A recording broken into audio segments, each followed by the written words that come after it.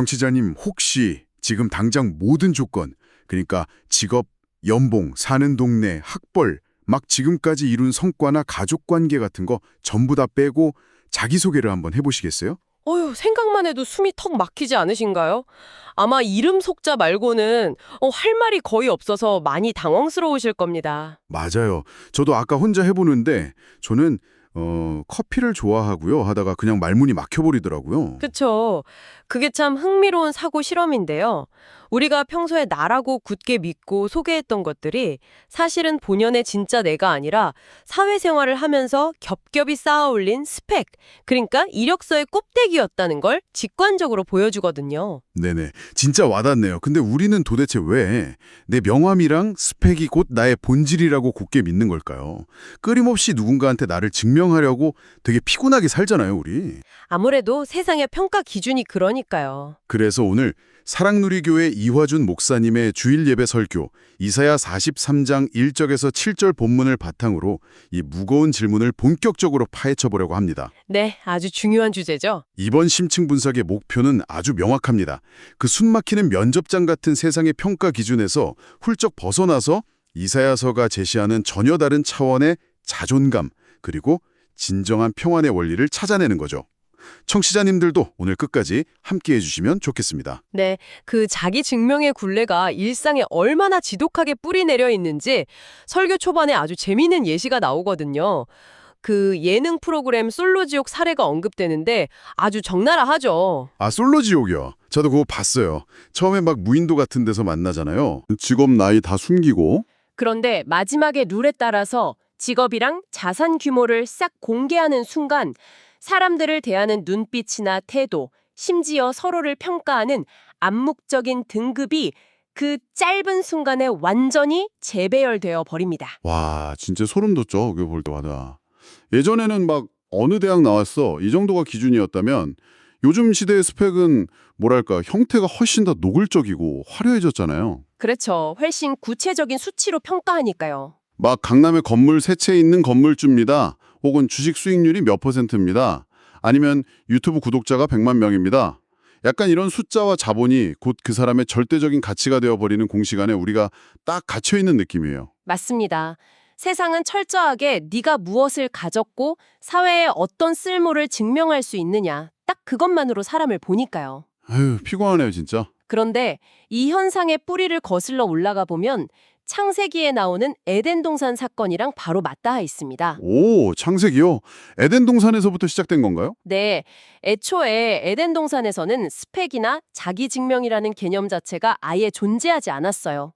그저 존재하는 것만으로도 창조주에게 심히 좋았더라 하는 완벽한 긍정과 수용의 평가를 받았거든요. 와, 아무것도 증명할 필요가 없는 상태였군요. 네, 완벽한 평안이죠.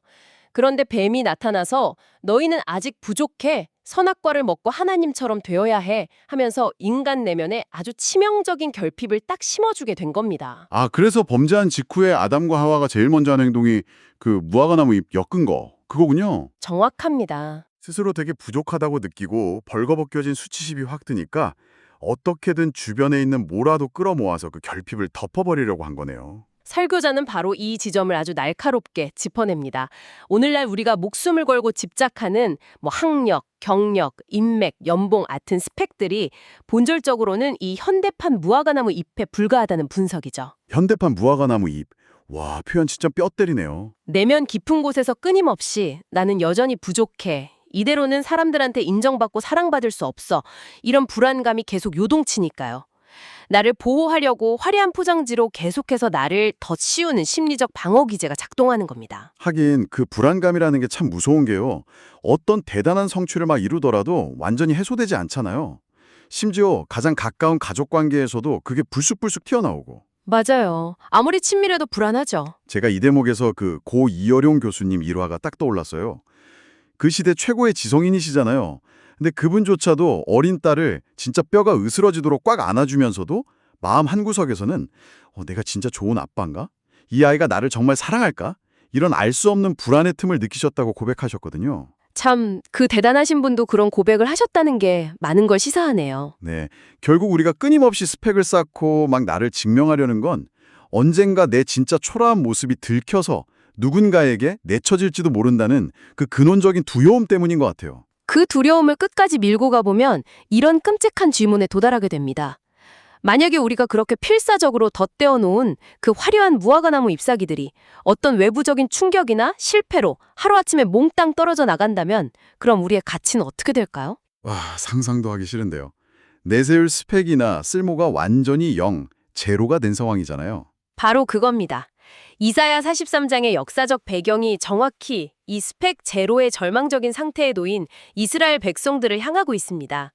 당시 이스라엘 백성들이 바벨론의 포로로 끌려가 있던 그 암울한 시기였죠. 네, 맞습니다. 하나님이 자신들과 함께 하신다는 가장 든든한 증거였던 성전도 다 불타 없어졌고 선택받은 민족이라는 자부심의 근원이었던 다윗 왕조도 완전히 무너졌잖아요. 심지어 약속의 땅마저 빼앗기고 이방 땅에 포로로 딱 던져졌고요. 세상의 기준으로 보면 이력서에 단 한 줄도 적을 게 없는 완벽한 실패자죠. 쓸모를 다한 폐기물 같은 존재로 전락해버린 겁니다. 보통 우리가 현실에서 이런 상황이면 윗사람이나 권위자가 거봐라 내 말 안 듣더니 꼴 좋다 하면서 질책이 쏟아지는 게 너무 당연한 수순이잖아요. 그런데 놀랍게도 하나님은 전혀 다른 방식을 택하십니다. 훈계나 질책 대신에 그들의 이름을 아주 다정하게 부르시면서 세 가지 결정적인 동사를 사용하시죠. 오, 세 가지요? 네, 내가 너를 창소하였다. 내가 너를 구속하였다. 내가 너를 지명하여 불렀다. 이렇게 선언하십니다. 이 선언이 지니는 심리적 타격감이 진짜 엄청나거든요. 와, 위로가 되네요. 근데 구체적으로 어떤 의미가 담겨 있는 건가요? 여기서 핵심은 이 구원의 서사에서 주어가 철저하게 우리나 이스라엘 백성이 아니라 하나님이라는 사실입니다. 백성들이 무슨 훌륭한 성과를 내서가 아니에요. 내가 뭘 해서가 아니라 하나님이 다 하셨다. 특히 그 구속하였다는 말은 히브리어로 가알이라고 하는데요. 노예가 된 사람의 몸값을 대신 치르고 소유권을 뺏어오듯 되찾아왔다는 아주 강력하고 의지적인 표현입니다. 내가 엄청난 값을 지불했으니 너는 내 것이라는 완전 주권적인 선언이군요. 맞습니다. 그래서 설교에서 이 이름 부름의 무게감을 설명하려고 목사님이 방탄소년단, 그러니까 BTS 콘서트 비유를 드신 게 참 기가 막히게 와닿더라고요. BTS 비유요? 저도 그거 듣고 무릎을 탁 쳤어요. 네, 만약에 전 세계적인 팬덤을 가진 BTS가 막 컴백 공연에서 수만 명 관중을 쫙 깔아놓고 무대 위에서 마이크 잡고 이화준 목사님 덕분에 저희 컴백했습니다 하고 콕 집어서 이름을 부른다면 어떻게 될까요? 당장 전국이 난리가 나죠. 그 사람 사회적 가치가 그냥 하루아침에 하늘을 찌르듯이 올라가지 않겠어요? 검색어 1위 찍고 막. 그렇죠. 하물며 온 우주를 창조하신 절대자가 너는 내 것이다 하고 지명해서 부르신다는 건 그 자체로 압도적인 존재감을 부여하시는 셈입니다. 와, 그렇게 들으니까 진짜 어마어마하네요. 하지만 전문가님, 잠깐만요.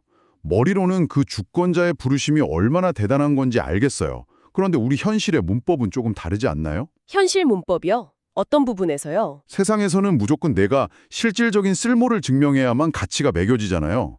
회사에 막 이익을 가져다 줘야 월급을 받고 능력이든 외모든 매력이 있어야 연애도 하고요. 네, 세상은 철저한 기브 앤 테이크죠. 그러니까 제 말은 스펙이 하나도 없고 사회적으로 아무 쓸모를 입증하지 못하는 사람한테 단지 창조주가 불렀다는 이유 하나만으로 진짜 실질적인 가치가 생길 수 있는 건가요?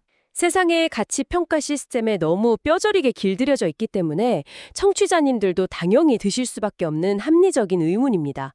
우리 뇌는 철저하게 그런 성과 위주 방식에 세팅되어 있으니까요. 네, 당장 내일 출근하면 쓸모를 증명해야 하니까요. 이 지점에서 세상의 공식과 완벽하게 충돌하는 엄청난 역설을 제시합니다. 이사야 43장 4절을 보면요. 하나님이 네가 내 눈에 보배롭고 존귀하며 라고 말씀하시거든요. 보배롭고 존귀하다. 네, 이 보배롭다는 단어가 히브리어로 야카르인데요. 아주 희귀하고 값비싸다는 뜻을 푸고 있습니다. 희귀하다고요. 약간 다이아몬드나 한정판 명품백 같은 느낌인가요? 정확합니다. 다이아몬드가 비싼 이유를 한번 생각해 보세요. 그 돌덩이가 무슨 대단한 실적을 내거나 실생활에서 엄청난 쓸모를 우리한테 증명해서 비싼 게 아니잖아요. 그죠. 그냥 반짝이는 돌일 뿐인데. 그저 존재 자체가 희귀하고 고유하기 때문에 비싸고 가치 있는 겁니다. 설교자는 이 야카르의 개념을 갓 태어난 아기에 비유해서 설명하시더라고요. 아, 갓난아기요? 네, 갓난아기가 산부인과에서 딱 집에 오자마자 막 돈을 벌어 옵니까? 아니면 집안일을 돕고 청소를 합니까? 아니잖아요. 오히려 부모의 에너지를 24시간 내내 갉아먹는 존재에 가깝죠. 아유, 아무것도 안 하죠. 오히려 부모의 수면 부족과 극심한 피로의 주범입니다. 막 밤에 안 깨고 통잠만 한번 자줘도 아이고 효도했다 하면서 감격의 눈물을 흘리잖아요. 맞아요. 그런데도 부모는 그 아이를 품에 꼭 안고 아이고 예쁘다, 넌 내 최고의 보물이야 하면서 조건 없는 사랑을 막 쏟아붓습니다. 네네, 그쵸. 아이가 무언가를 대단히 성취해서가 아니라 부모가 먼저 너는 보배다 라고 선언하고 품어주는 그 순간 아이의 절대적 가치가 떡하니 형성되는 겁니다. 아, 선언하는 순간 가치가 생긴다? 세상은 가치를 네가 먼저 증명해라. 그러면 그에 합당한 사랑을 배급해 줄게. 이러지만 하나님은 전혀 반대의 순서로 일하시는 거죠. 무조건적인 사랑을 그냥 먼저 확 부어주심으로써 비로소 우리 안에 절대적인 가치를 창조해 내시는 겁니다. 와, 조건이 안 붙으니까 빼앗길 일도 없는 가치인 셈이네요. 무조건적인 사랑을 부어서 가치를 창조한다. 진짜 압도적인 위로가 되는 개념입니다. 그렇죠. 정말 든든하죠. 하지만 이쯤에서 우리의 지독한 일상으로 다시 시선을 좀 돌려볼게요. 주일 예배당에 앉아서 이 야카르 내가 고배롭다 이 말씀을 들으면 가슴이 뜨거워집니다. 네, 결심하죠. 그래, 난 다이아몬드야. 네, 더 이상 세상 스펙의 노예가 되지 않겠어 굳게 다짐을 하는데 근데 당장 내일 월요일 아침이 밝고 출근길 지옥철 안에서 업무 카톡 알림이 막 울리기 시작하면 얘기가 싹 달라지거든요. 아, 그 숨막히는 현실이 시작되죠. 상사의 그 쪼는 듯한 실적 압박, 꼬여버린 대인관계, 당장 내일까지 쳐내야 하는 마감 일정, 막 이런 일상에 물과 불이 밀려오면 어제 받았던 그 평화는 온데간데 없이 사라지잖아요. 다시 내가 한없이 무능한 것 같아서 두려워지고요. 일상과 신앙의 괴리에서 오는 정말 뼈아픈 딜레마입니다. 그래서 이사야 43장 2절의 약속을 아주 정교하게 다시 들여다봐야 합니다. 43장 2절이요. 네, 하나님은 우리가 지나는 고난의 물과 불을 아예 처음부터 없애주겠다고 약속하지 않으셨습니다. 네가 물 가운데로 지날 때에 내가 너와 함께 할 것이라 이렇게 말씀하셨죠. 아, 물 가운데로 지날 때 함께하겠다. 즉, 고난이라는 환경 자체를 마술처럼 단번에 짠 하고 제거해 주시는 게 아니라 일상의 실적 압박과 마감이라는 그 차가운 물과 불은 여전히 우리 삶에 존재한다는 의미입니다. 고난이 없어지는 게 아니군요. 라 벌벌 떨고 있는 4살짜리 아이를 한번 상상해 보시죠. 애가 얼마나 무섭겠어요. 이때 물 밖에서 아빠가 아무리 두려워하지 마, 긍정적으로 생각해, 너는 다이아몬드야 라고 소리쳐봤자 아이의 두려움은 결코 사라지지 않습니다. 아이가 마음가짐을 바꾼다고 물의 물리적인 깊이가 얕아지는 게 아니니까요. 아, 제가 마태복음 14장에 나오는 베드로이라가 딱 떠오르네요. 오, 베드로가 물 위 걷던 사건이요? 네네. 베드로가 물 위를 걷다가 막 거센 풍랑을 보고 무서워서 물속으로 꼬르륵 빠져들어갈 때요. 예수님이 멀찍이 서서 어이 베드로야, 내가 너 보배라고 했지? 자, 마인드셋 다시 해봐. 긍정회로 돌려? 이러면서 기다리신 게 아니거든요. 그렇죠. 절대 그렇게 안 하셨죠. 성경을 보면 즉시 손을 내밀어 붙잡으시며 라고 되어 있어요. 즉시 손을 내밀어, 정확합니다. 네, 결국 내가 얼마나 긍정적인 감정을 유지하느냐의 그 멘탈 싸움 문제가 아니라 흔들리고 빠져가는 나를 실질적으로 꽉 붙잡아주는 물리적인 손, 그 팩트 자체가 더 중요하다는 거네요. 네, 수영장 비유의 결론도 똑같습니다. 보이지 않던 아빠의 튼튼한 손이 물속으로 쑥 들어와서 아이의 몸을 단단히 낚아차듯 접아 들어올리는 순간 물의 깊이는 아까랑 똑같지만 아이는 두려움 속에서도 완벽한 자유를 경험하게 되거든요. 아, 물은 그대로인데 아빠 손이 잡고 있으니까. 맞아요. 설교자는 이것을 중력의 비유로 기가 막히게 요약했습니다.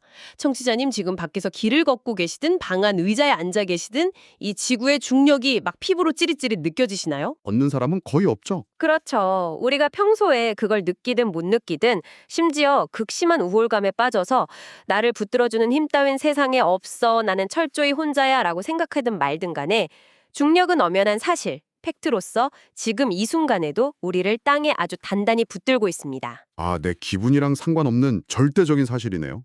마찬가지입니다.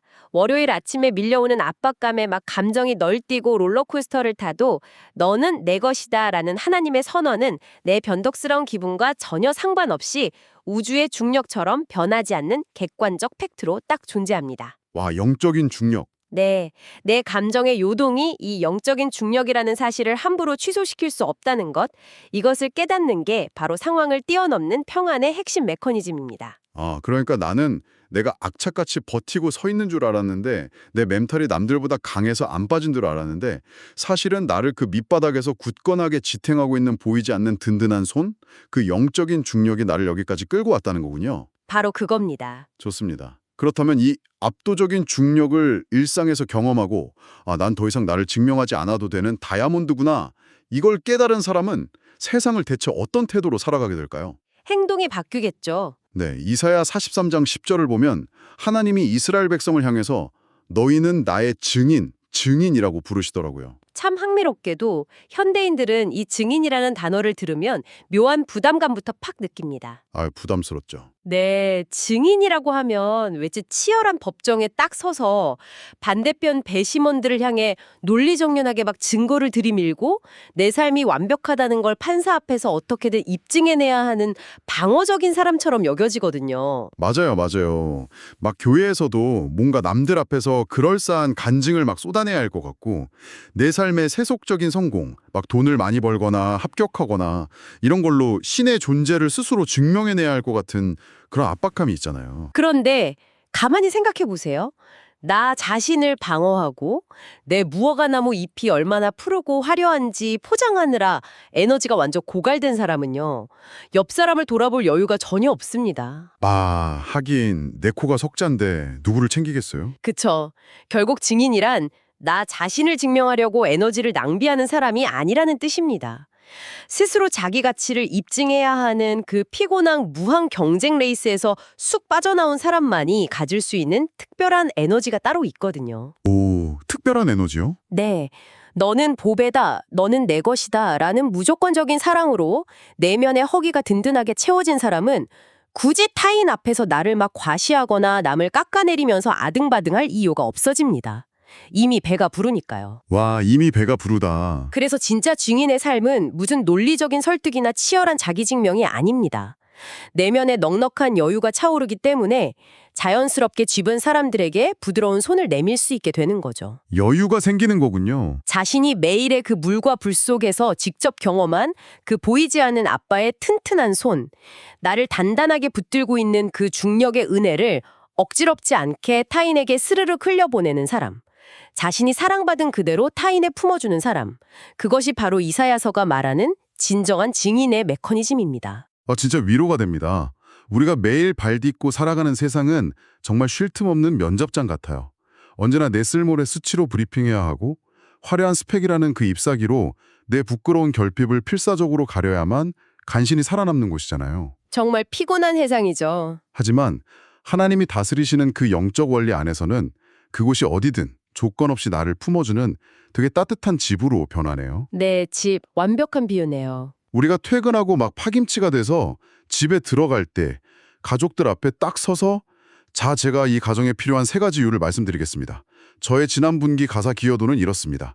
하고 면접 보듯이 브리핑 안 하잖아요. 하하, 상상만 해도 너무 숨막히는데요. 현관문 열자마자 그냥 소파에 털썩 쓰러지면서 피곤해 앞줘 하고 가장 편안한 본연의 모습으로 쉴 수 있는 곳, 그게 바로 집이잖아요.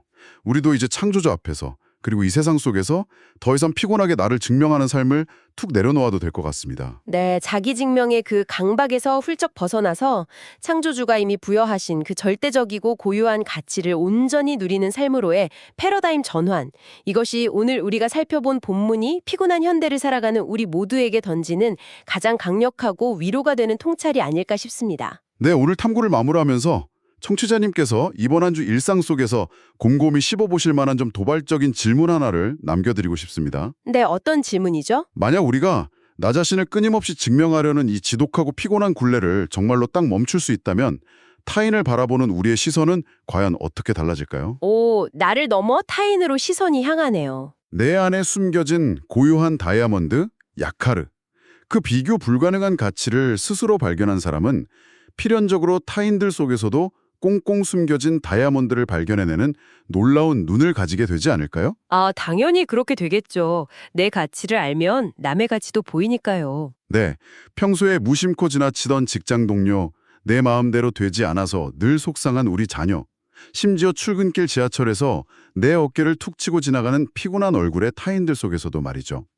세상의 그 얄팍한 스펙으로 매겨지지 않는 그들만의 보배로움을 찾아내는 겁니다. 정말 멋진 도전이네요. 이번 한 주 화려한 무화과 나무 잎을 떴대느라 고생하는 나 자신에게 푹 쉼을 주시고요. 동시에 여러분 주변 사람들의 숨겨진 보배로움을 새롭게 발견해내는 아주 따뜻한 여유를 가져보시는 건 어떨까요? 저도 이번 주에는 꼭 그렇게 해봐야겠습니다. 오늘의 심층 분석은 여기까지입니다. 나를 밑바닥에서 든든하게 붙들고 있는 그 영적인 중력을 온몸으로 느끼시면서 세상의 삭막한 면접장이 아닌 영원한 집의 평안을 마음껏 누리시길 바랍니다. 청취자님, 하나님 나라를 누리는 행복한 삶이 되시기를 바랍니다.